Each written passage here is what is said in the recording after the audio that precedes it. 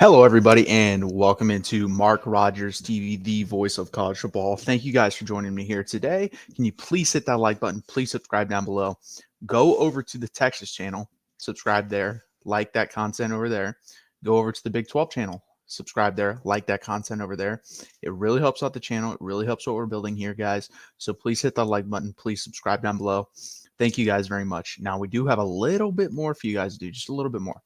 Okay. If you're going to go to a game, why not save some money? So go over to ticketsmarter.com, type in code BIG for $10 off a purchase of $100 or more, or type in code BIG20 for $20 off a purchase of $300 more. So it really helps out Mark, guys. It helps everyone involved, including yourself. So why not do that if you're going to go to a game? Like I said, go over to our Big 12 channel, subscribe there, like the content. We're trying to grow that. Go over to the SEC channel that we're trying to grow. Hit that like button. Subscribe over there too as well. Thank you guys for joining us again here on Mark Rogers TV, the voice of college football. And this is Matthew Miller, your host today. And we are going to talk about Texas versus BYU. Obviously, this is the 40 Acres postgame show live. Game just finished up about 15 minutes ago. It was Malik Murphy's first start. We'll get into that. We'll talk about some other things, the good, the bad, what I saw in this game, and then we'll wrap it up. Again, I am Matthew Miller, so please hit that like button. Please subscribe down below. And Texas wins this game 35-6. All around, guys, I think this was a very solid performance. I think everyone raised their talent. I wouldn't even say talent, their play level around Malik Murphy. I thought it was the best game by our special teams all year. I thought it was the best, one of our best defensive performances. And then, of course, Jonathan Brooks and the running backs did a great job. Jaden Blue, even at the end, adding on a touchdown. So he did a phenomenal job. All in all, a great job by this Texas team. We're going to have to play better next week. But again, we're going to concentrate on this. It is like Tom Herman always used to say, we hated it, but it is true. It's hard to win football games. They look pretty damn good today. So I have nothing wrong to say with this offense, this defense, this special teams. We will talk about the bad, but overall, take the win for the win. It was a good win, 35-6. I think I predicted like 34-10. So I was pretty close, 34-14.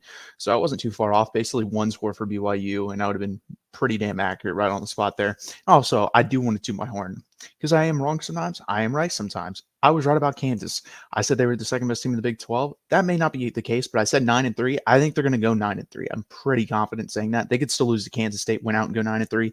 They do play Iowa State names. That's going to be a trap game for the next week. We play them in a couple of weeks in names. That's going to be hard for us, but let's concentrate on this Texas game, and we'll just jump into it, guys. Everyone wants to talk about Malik Murphy and his first start. Everyone was saying Arch Manning, Arch Manning. Arch Manning didn't even get put in this game, and I think that says a lot too. We'll get into that. But let's talk about Malik Murphy. So Malik Murphy, 16 of 25, 170 yards, 2 touchdowns, 1 interception. That's another thing I hit on in the preview show. Again, guys, if you go over to the Texas channel, subscribe, go to the Big 12 channel, subscribe. Every Tuesday night, I do a Texas Tuesdays live edition previewing that week's game and also talking about the last game. So I will be talking about BYU, and I'll be talking about, in my opinion, this is a Big 12 championship playing game next week. That's what we're going to be talking about. But Malik Murphy, 16 of 25, 170 yards, 2 touchdowns, 1 interception. I said Texas needed to get him at 25 attempts or less. He was exactly there, and we won the game. Jonathan Brooks, 16 carries, 98 yards. Fantastic game by him. But again, back to Malik Murphy. He was sacked one time in this game, and that guy trusts his arm. You can tell by the way he carries himself and everything. He trusts his arm. He is not scared of making any throws, guys. I mean, there are multiple throws where he's just willing to throw that thing in there no matter what. There was a dime he threw to Jatavian Sanders, double coverage, kind of a fade. It was like he was running toward the pylon, I guess. I couldn't tell because he didn't really get to finish his route. But Malik Murphy threw it off his back foot and was able to get it. There was a good throw. That is one thing Malik Murphy's going to have to work on. He does deliver the ball from his back foot too often. If that guy steps into throws, he's got an absolute cannon. And you saw that. The anticipation to the throw to A.D. Mitchell was very impressive. But A.D. Mitchell had just broken out of his route when that ball was released. So that was great anticipation. The problem was he did not step into that, and it was lofted a little bit too high. And I'm worried in a game like next week when we do play Kansas State, that could be an interception instead of a touchdown. But he's seeing the field well, and that's a good thing. So it's mostly, to me, it's his footwork that needs to improve. And then maybe, I don't think you're going to be able to get this out of him. The dude's a gunslinger. He is, just by watching him in the one start that he had today. The guy trusts his arm. Like I said, he's going to throw a bad pick here and there, but he's also going to throw a touchdown where you're like, how the hell did he get that in there? And hopefully He has more of those than the bad interceptions, or if we can break even, I would take that as well. But it's gonna be difficult, guys. I do. I think he's gonna see some things that's gonna mess with him once in a while. I think Kansas State will probably be able to fool him enough. We were able to keep him clean for the most part, only one sack, and then on the fumble, that's another thing. He needs to keep himself clean with turnovers. He had the one interception early in the game, and then the fumble. I was actually more angry about that one because if he just again just slides to the left and like tosses that thing to Xavier Worthy out there, I like the play call. We're probably talking a touchdown. On the field angle that I saw, there was no one in front of Xavier Worthy. And if he's just able to flip that thing out there, that's a touchdown. Jonathan Brooks needs to block better on that as well, as Hayden Connor, who is probably the weakest offensive lineman we have at this point. To me, if Cole Hudson is fully healthy next week, I think you probably slide him into guard and go Banks, Christian Jones on the outside, and then Majors, Campbell, and Hudson. But if he's not healthy, then obviously you're going to have to go with Hayden Connor. But he is our weakest offensive lineman. But overall, I think Malik Murphy's first start, I'd give him a C plus. I don't think he was great. I don't think he was terrible. I thought honestly he was basically what I thought he was going to be. He is a wild thoroughbred that at some points you're going to be like, holy hell, he's amazing. At other points you're going to be like, what the hell are you doing? That's exactly what he was. So par for the course. I think we're going to need a B game from him next week. I think he's going to have to clean up on one or two throws for us to beat Kansas State next week. But I could be wrong. If we just maul teams like we are maul Kansas State like we have been honestly pretty recently with the offensive line, except in the red zone, we'll get there. Then we'll be pretty good, guys. So Malik Murphy C plus on his first start. Nothing great to say, nothing terrible to say. I thought he was par for the course in my opinion. And we're going to jump into your comments here real quick. Hey, that scores looks like our score in the state of Utah. We don't have offense. Apparently not, man. Apparently you do not have offense in the state of Utah. Yeah. Paxton, hey, what's up, man? I like your header there. That's Malik right there. Blue running back too. I have been praising and loving that man for a long time. I said Jonathan Brooks, best running back on the team. I thought so. I think CJ Baxter is more talented than Jaden Blue. I think Jaden Blue fits his offense a little bit better. I also think because he's a better pass catcher, in my opinion, and he gets up to speed quicker than CJ Baxter does, and he's healthier. The problem with CJ Baxter is every time, other than the recent two games, I will say that the bye seemed to help him. Every time he got hit early on in the season, he always limped off the field. And I said, if that's going to be the case, why he's here, he's probably going to get hurt, get passed up by multiple guys, and then eventually transfer because you have to be on the field. And you saw Jaden Blue. Jaden Blue is very good. Jaden Blue, if it's the opposite case where he's the one that transfers, going to be a good running back wherever he goes. It's going to suck to lose him. But again, that's going to happen with the talent we have. We have Christian Clark and Jarrett Gibson coming in next year. Most likely, guys, you're flipping a coin. One of those guys is probably only going to be here their whole time, and then the other one's going to transfer because I guarantee you in the next class, we're going to land one or two more really good running backs. And that's not a bad problem to have. Georgia and Alabama have those problems. Those are first world problems that I'm definitely loving to have. We have it kind of in the quarterback room. I think Arch Manning will probably start next year, and if he doesn't, I think he'll be fine with sitting another year. After that, though, he would probably have to play. Like Malik Murphy would either have to go pro next year or lose his job for Arch to stay. So it's going to be interesting, guys, with all those situations and how they play out. So let's jump into what I saw that was really, really good from this team, and we'll do the good. So the defense, 10 tackles for loss, guys, 10 tackles for loss. They were flying around. They finally got back to the point to where they were just dominating at the line of scrimmage. The front four, honestly, hasn't really dominated. They didn't dominate last week versus Houston. They didn't dominate last week versus Oklahoma. It was before the Oklahoma game. So it was a month ago that this team started to play like this up front on defense. 10 tackles for loss, 2 sacks, 2 interceptions, one by Terrence Brooks, one's by Michael Taft, 3 of 14 on third down for BYU, and only 292 total yards, including, I think, like 90 yards.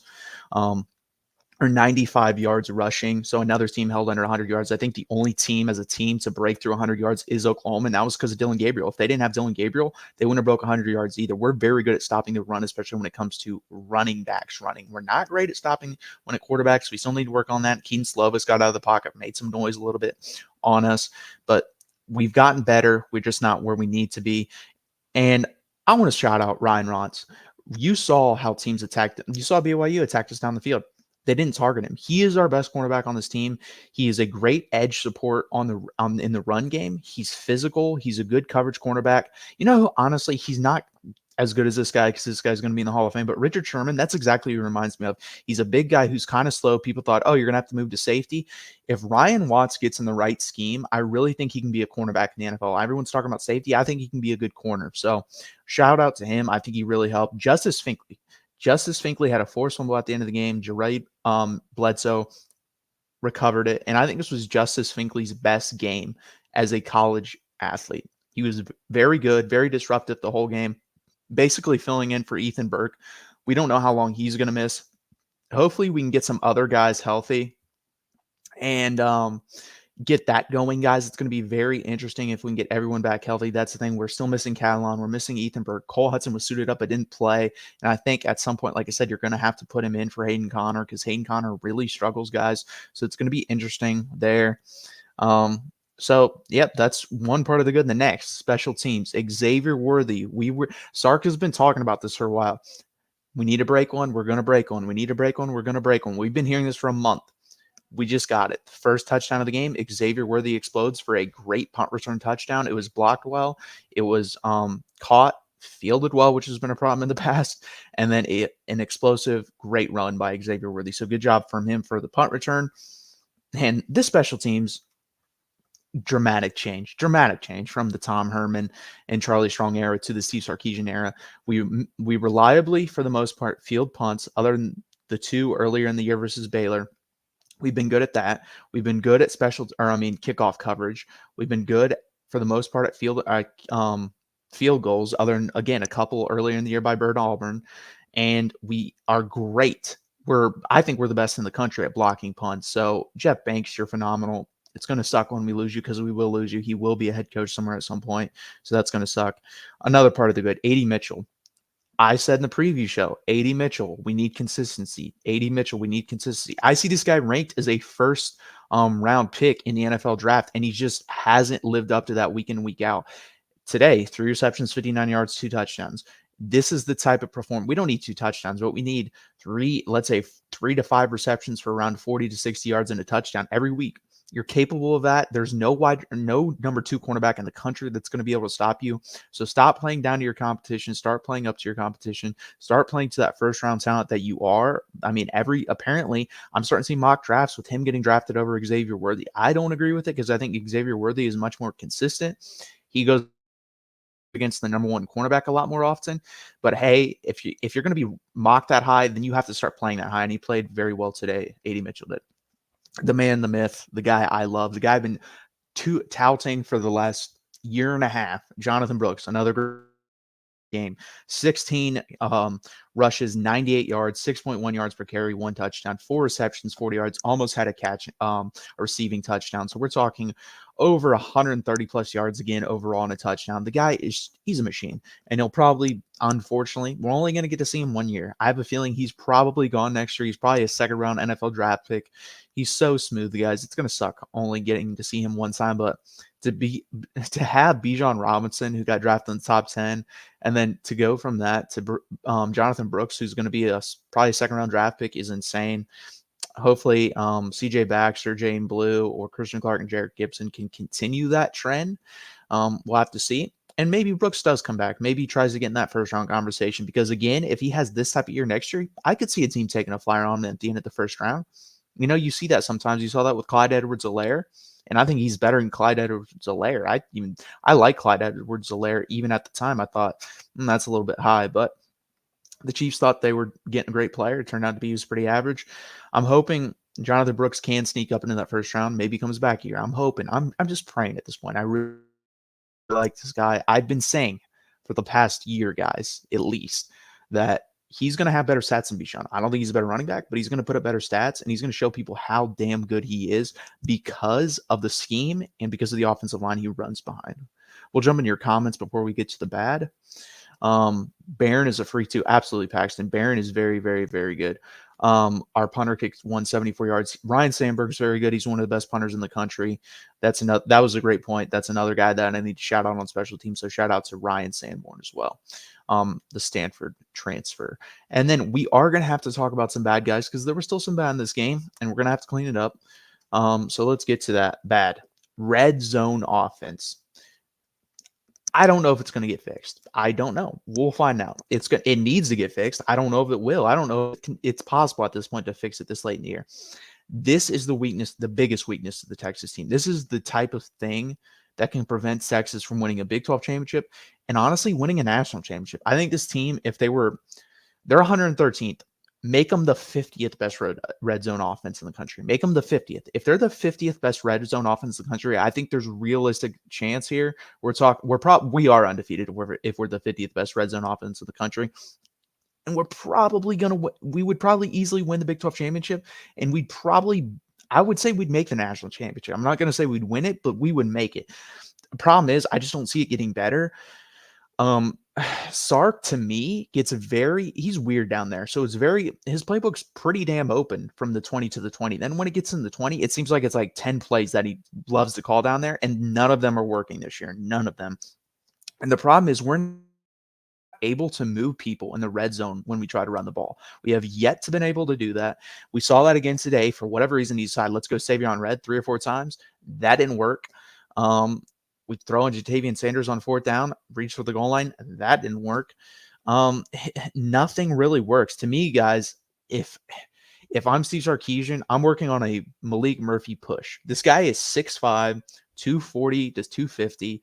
Do what the Eagles and Jalen Hurts do and push the guy. You should be able to get 1 yard. I'm asking for 1 yard. And especially on that one where it was fourth and 1 from the 2. I mean, you have to get 1 yard for a first down. And then if you get 2 yards, you have a touchdown. So, I mean, it's frustrating at this point. It really is, because it could be the reason we lose next week. It could be the reason we lose. And I don't want to lose a game to where it comes down to a couple of plays in the red area. I don't. And if the thing is with Steve Sarkisian, if you know that your team struggles in the red zone, just take the field goals, because it's better to get 3 than 0. With the way this defense plays at home, especially, I think you can take the field goals at home versus teams. I think if you're doing this at TCU or at Iowa State, and those are going to be their Super Bowls, I don't care what anyone says. We saw that with Houston, who just got absolutely dog race today. You have to get points on the board. You have to get points, especially with the backup quarterback. So to me, if it's anything, if it's 4th and 1 from the 1, fine. Try to get in it. If it's anything less than that or anything more than that, take the field goal. Just take the field goal. I'm done going for it in the red zone. It doesn't work. Like I said, we're 113th in touchdown percentage in the red zone. That is god awful. It's abysmal with the type of talent we have. We don't believe in fades at all. I don't think Steve Sarkisian's ever thrown a fade here at Texas, which is pathetic. You have A.D. Mitchell, who's very tall and athletic. You have Jatavian Sanders, who's very tall and athletic. And Xavier Worthy isn't tall, but he's super athletic. Throw some fade balls. Let your guys go get it. We just don't believe in that. We don't believe in QB sneak, apparently. We don't believe in handing it off to Byron Murphy. We haven't tried that yet. So just be creative. Just try something different. We don't try anything different. Or if you're going to go Savion Red, spread everything out and then run it with him, or throw it with him, for God's sakes. Try something different in the red zone, because what you're doing is not working, and it has to get better if you want to win the Big 12 championship and if you want to compete for national championship. I think this team with this red zone offense could go 10-2. That's how good this team is. With the 113th red zone offense, they could go 10-2, which would put you probably as like the 7th to 10th best team in the country. That's insane to me that you can have a top 10 team and have that bad of a red zone offense. And by the way, we just scored 30 points. We're the only team, I think, we're one of 3 or 4 teams the whole year that have scored 30 or more points in every game. One of 3 or 4 teams. And you can't score in the red zone? Imagine if you could score in the red zone. We'd probably be averaging an extra touchdown a game. It's insane to me. It really is. We'll jump in your comments. I love Jaron Thompson, but he ain't it. No, none of our safeties. Honestly, I do like Michael Taft when he's not put in the position to go one-on-one. When he's that guy that has to roam around back there and make plays, I like him there. I don't like him one-on-one. I think Jaron Thompson is decent in that situation as well. He's terrible one-on-one. But Jalen Catalon is our best safety, and unfortunately, he is hurt. Rock chalk, I had to do it. Yeah, no issue. I had Kansas beating Oklahoma in the preseason, and it happened. And I had Kansas second in the Big 12. Well, so I don't know if that'll happen, because they'll have to be Kansas State. That is at home. And then that would put Kansas State, if Kansas State loses this week and then loses to Kansas, yeah, they would be ahead of them. Oklahoma would have to lose another game, and I don't know if that's possible, because their schedule going forward is insanely easy. I had BYU beating them in the preseason. BYU, the way they look today, I don't care where that game's played. I don't see them beating Oklahoma. I don't think Oklahoma's that great, but BYU is terrible. They really are. They're one of the 4 worst teams in the Big 12. I fully believe that. Okay, back to the bad guys. Turnovers. Interception by Malik, fumble by Malik. Again, the interception I'm not too angry at. The fumble I did not like at all. The fumble bothered me a lot. It was a lack of awareness, bad blocking by Jonathan Brooks.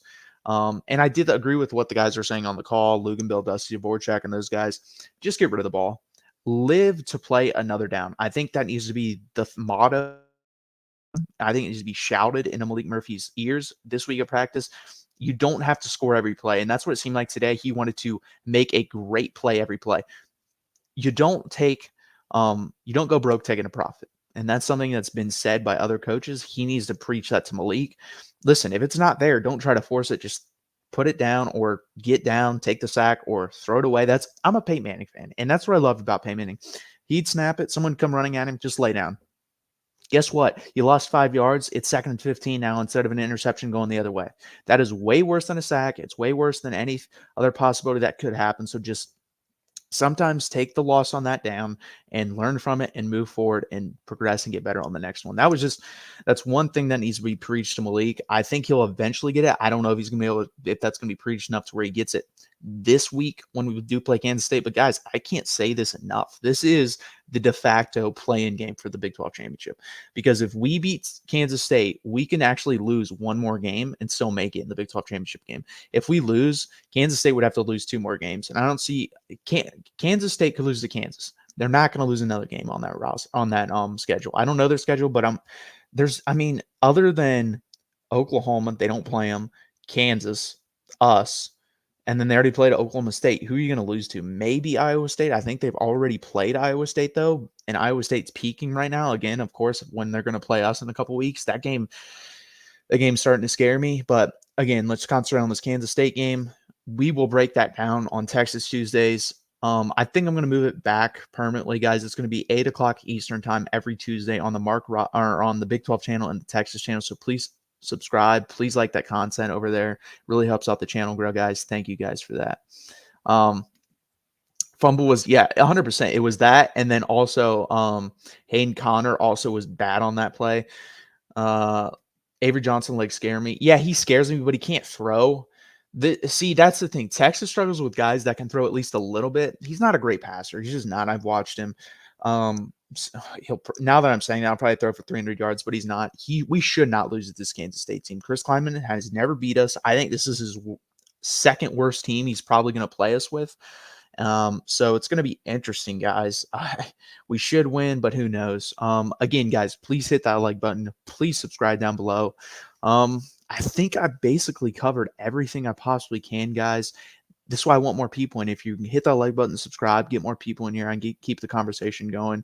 The people that have been in here, you've been great. Thank you guys for tuning in. And this is the 40 Acres post-game show by your host, Matthew Miller. We'll put that score up there one more time. Please hit the like button. Please subscribe. Hook 'em, guys.